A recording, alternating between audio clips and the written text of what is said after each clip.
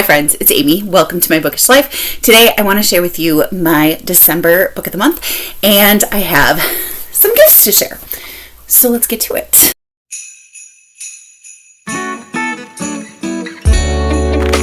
So December, they always have some stickers.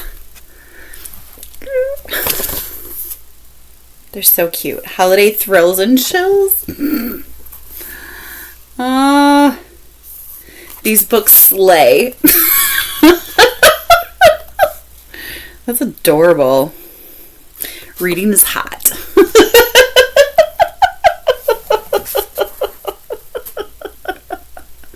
That's cute.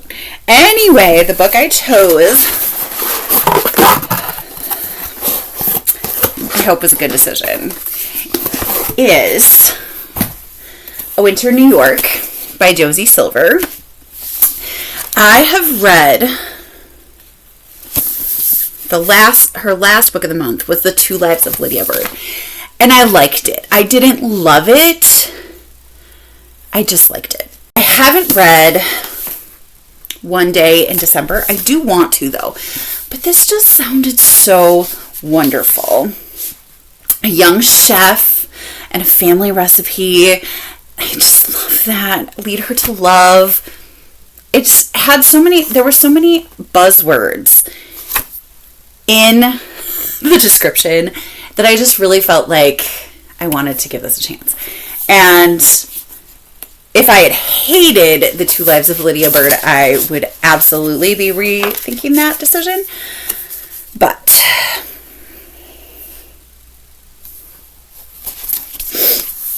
oh man, bookmarks are getting dirtier and dirtier.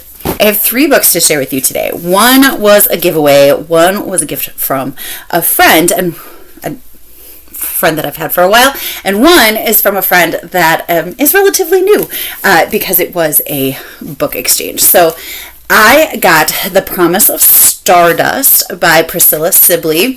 For the Cupcakes and Chapters book club that I'm in, we did a book exchange for December instead of reading a book, and it was so much fun. We all brought a book with a description on it, and it was wonderful. It was so much fun. This is what it was described on as: a love story complicated by intense moral and ethical questions. Read and rated 5 stars. And look at this cover. Like, it just draws you in. I've never, ever heard of this book before, but it looks so good. There are, oh my gosh, the chapters are in the 50s. There's 53 chapters and an epilogue. So that tells me short chapters. So we're looking at 399 pages. The font is actually fairly large, but I love short chapters. I think that's great. Let's see. There's not really a description on the back, but it is blurred by Jacqueline Mitchard, who I have read and really liked in the past. The rest I don't know. Let's see if one of these, there's a whole lot of praise for it. So that could be a good thing or it could be a bad thing. A literate and incandescent Nicholas Sparks-like love story complicated by intense moral and ethical questions. Nothing like devastating moral quandary to spark reading, and this trade paperback original would be a great book club choice. In this brave novel, The Promise of Stardust, a family makes choices about death with dignity, find themselves in uncomfortable opposition. Author Priscilla, sorry, I said her name wrong. Priscilla Sibley explores with compassionate insight how political and personal needs align and shift as a husband, a mother, and a father navigate the needs of a family member in crisis. I mean, it sounds intense, but it sounds wonderful as well. It starts with a Napoleon Bonaparte quote: "As for me, to love you alone, to make you happy, to do nothing which would contradict your wishes. This is my destiny and the meaning of my life." I didn't know Napoleon Bonaparte was such a romantic. All right, so it starts with the emergency room call. Late that night, on our last night, we lay in awe, mesmerized again by the Perseid meteor shower as they transformed stardust into streamers of light. They were an anniversary of sorts for us, a summertime event Elle and I cherished, and we fell asleep on the widow's walk of our old house, my beautiful wife curled up beside me, her head resting in the crook of my arm. If only I stayed home in the morning. If only I'd looked over at Elle and realized nothing I could do or would ever do was more important than keeping her safe. If only.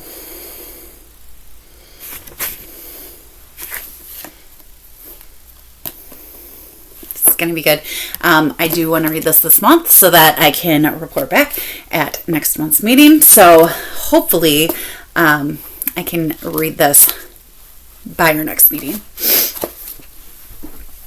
And then this one I want in a giveaway. This is The Winterton December Final Word by Janet Sumner Johnson. First of all, this cover reminds me of the Winter House series. There's like this gorgeous like fountain here. And it just looks like there's so much happening. Like there's that one light on. Oh, it just looks so great. So what it says is, it rained the day we went to see Brandon Winterton's grave.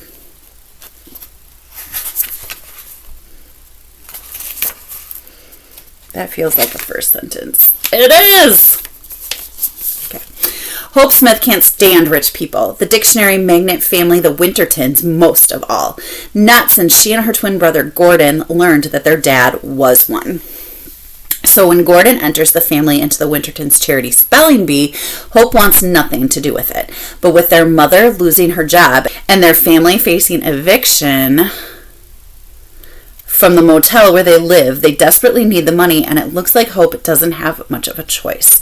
After winning the preliminary round, the Smiths are whisked to Winterton Chalet to compete in the official Winterton Bee against their long-lost relatives. I opened the front cover of the dictionary, surprised when I found a cream-colored envelope inside. The paper was thick and expensive looking. On the back in gold calligraphy, it said, "For Betty, Hope, and Gordon Smith." Gordon picked it up. "What's this?" I shrugged. "Probably a letter telling us how lucky we are to be here." "I'm opening it." He slid a finger under the flap. An envelope gave a satisfying rip. Gordon cleared his throat. "Dear Betty, Hope, and Gordon, I've been watching you and would like to help. The Wintertons are a secretive crowd, but I've uncovered something that might benefit your family, something they would not want you to know." Mysterious, wonderful, love it. And then this last one of my friends and dear colleagues gave me as a thank you because she says I ply her with books to read, and she wanted to do the same. And she got me The Lost Husband by Catherine Center, who I so desperately want to read to zero someday. And I am thrilled for this. I actually have already started reading it. I'm about 50 pages in, and I'm really enjoying it. It's so cute. It's so wonderful and so Catherine Center, and I can't wait to read it and then watch the movie. So our main character is Libby. Her husband has died at the beginning of the movie. It's explained that when he died and left her with the children, is it children or just one? I can't remember. Yeah, with the children, the financial situation was a lot different than what she had thought it was. And so she had to move in with her parents, her mom, and her mom was driving her absolutely crazy. And all of a sudden she got this note from her crazy aunt Jean, that her mom hates, saying, "I am so sorry it took me so long to get to you. Will you please come take your kids and live at my farm with me?" So that is what she decides she's going to do because her mom drives her that crazy. She is going to go live with a relative that she does not know at all. And there's going to be a love story in here somewhere.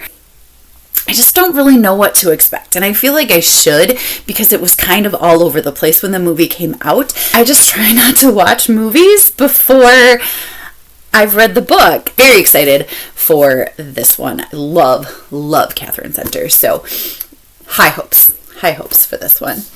That is all that I have for you for today. I would love to know what you think of any of these books. I really want to know if you have heard of this one and if you have heard of this one. Neither one were on my radar, and I am totally intrigued by both of them. I would also love to know if you've read either of these. Of course, this is a new release, but I know that some people have been reading it right away. Let me know down in the comments. I would love to chat with you. If you like this video, please give me a thumbs up. If you would like to see more from me, please make sure you're subscribed. I hope you're finding something wonderful to read. And until next time, happy reading. Bye.